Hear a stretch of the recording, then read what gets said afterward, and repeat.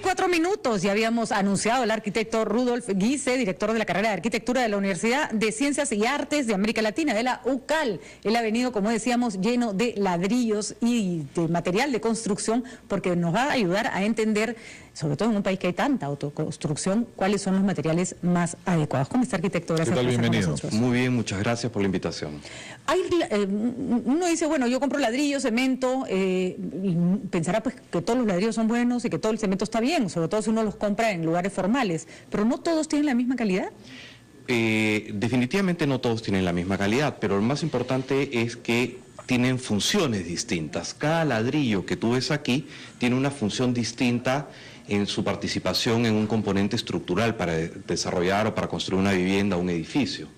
Tienes los ladrillos pandereta, que son estos de aquí, que son mostrarlos hacia la cámara. Eso. Gracias. Que son ladrillos que tienen la finalidad de generar divisiones entre espacios. Estos no tienen capacidad estructural. Para preguntar, solamente divisiones. Solamente divisiones de espacio.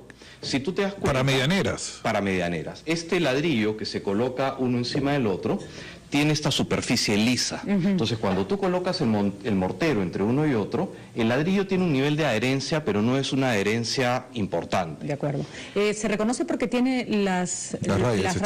Tiene estas pero es un ladrillo que lamentablemente cuando uno circula por Lima ve muchas construcciones con pandereta y mis amigos ingenieros me dicen que es un suicidio. Es que este es el más económico y tú sabes que Lima es una ciudad en un 70% construida de manera informal. Entonces por eso es normal a veces que en un temblor se caiga, un terremoto se caigan las paredes medianeras. Estas paredes se van a caer de todas maneras. O sea, un edificio o un segundo piso hecho con pandereta. Está condenado a caerse de todas maneras. De acuerdo. Este de aquí es un ladrillo que se llama King Kong, que tiene las perforaciones de manera vertical, como puedes ver aquí. Entonces, cuando tú colocas el mortero va a penetrar dentro del ladrillo y lo va a unir sólidamente con el que está arriba. Es como una goma que pasa por adentro, ¿no? Pasa por adentro, entonces va entrando al de abajo y el de arriba, y el nivel de adherencia entre uno y otro y la capacidad de carga es mucho mayor. Entonces, el nivel de solidez del ladrillo también es mucho mayor, entonces está preparado para resistir ya la carga del edificio y la carga que se le añade. ¿Ese ladrillo se usa para cualquier construcción? Este ladrillo es un ladrillo que te permite trabajar la parte estructural del edificio. Este es el King Kong. Sí. Que se caracteriza entonces por no tener las rayas y por tener la parte más larga, digamos, huecos. Y por tener los huecos en la parte superior e inferior, ¿no? Entonces permite que la mezcla entre perfectamente y genere adherencia. Pandereta, King Kong y este es el ladrillo de techo.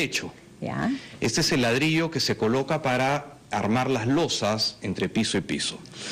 Y lo importante aquí es darte cuenta que cada uno tiene una altura diferente. Cuando uno hace una losa, el espesor o la altura que tiene la losa está en función de la luz o el espacio que va a cubrir.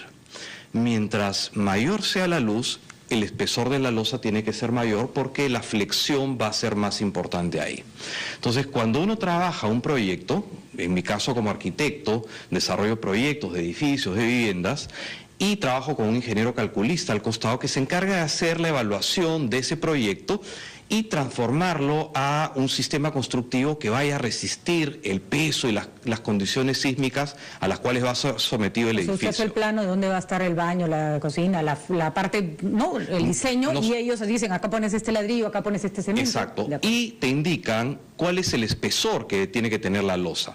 Entonces, muchas veces por ahorrar, en vez de utilizar el espesor adecuado del ladrillo, se utilizan espesores menores. Finalmente los tres son ladrillo de techo, pero no están preparados para lo mismo. Entonces, papel, medianera, construcción, techo. Techo, exactamente. Entonces, techo, el ancho apropiado. Y el ancho apropiado, que está en función, como te digo, del cálculo de la luz que ese techo va a cubrir. Antes de que nos muestre la otra estructura que ha traído, es una cosa que hemos preguntado mucho, si el 70% de la vivienda es informal en nuestro país. Siendo conservador. Sí. No podemos votar pues todas las casas que están mal construidas. Con estos elementos se pueden reforzar, se puede resolver de alguna manera lo que en principio no se ha hecho de manera adecuada. Correcto, sí. De hecho, justamente el día de ayer desde la universidad hemos hecho una convocatoria a los colegios de arquitectos, de ingenieros y a las principales facultades de arquitectura e ingeniería para hacer un trabajo de evaluación del estado de las edificaciones y ver cuáles son las medidas que hay que tomar para poder reforzar estas edificaciones.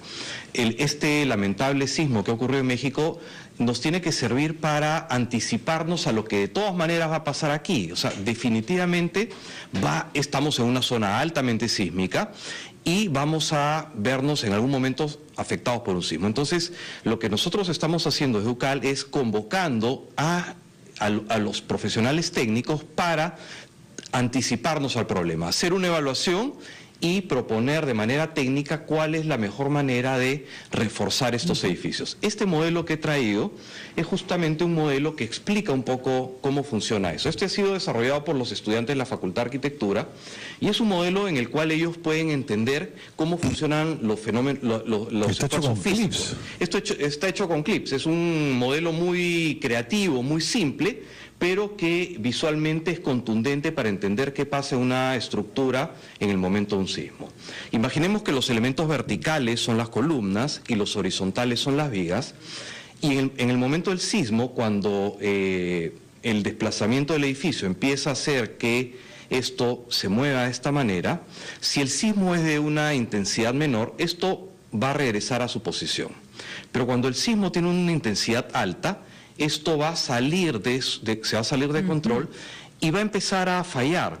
Y te vas a dar cuenta cómo estas columnas empiezan a fallar y el movimiento va a hacer que las losas empiecen a caer, como estás viendo que sucede aquí. Lo has visto en las imágenes de los edificios que se han caído. Las losas cual panqueques se han caído una encima de otras y han matado evidentemente a todas las personas que estaban en estos espacios. Para que nos entiendan las personas que no nos están viendo, sino nos están escuchando. Correcto. Es una suerte de estructura metálica la que estamos viendo en este momento, que explica cómo distintos sectores se desplazan hacia la izquierda y la derecha. Efectivamente. ¿No? Si esto logra ponerse otra vez en el cuadrado, no pasa nada. No pasa nada, pero si el movimiento es muy intenso, se sale de la vertical y empieza como salirse de la raya, digamos, ¿no? Se empieza a aplanar, efectivamente. Y eso provoca un derrumbe. Provoca un derrumbe que, digamos, hace que las losas caigan unas encima de otras, cual panqueques, ¿no? ¿Y por qué a unos edificios les pasa eso y a otros no? O en determinados terremotos le va a pasar a todos, el hecho de que se desplome. Bueno, depende de cómo esté calculada la estructura. Pero lo importante del modelo no es solamente evidenciar lo que sucede en un sismo, sino cuál es la solución. Si tú te das cuenta, el modelo ha fallado hasta cierto nivel. Hay una zona que no se ha movido. Y lo que te puedes dar cuenta es que se han trabajado unos arriostres, que son unos elementos diagonales que unen la estructura y que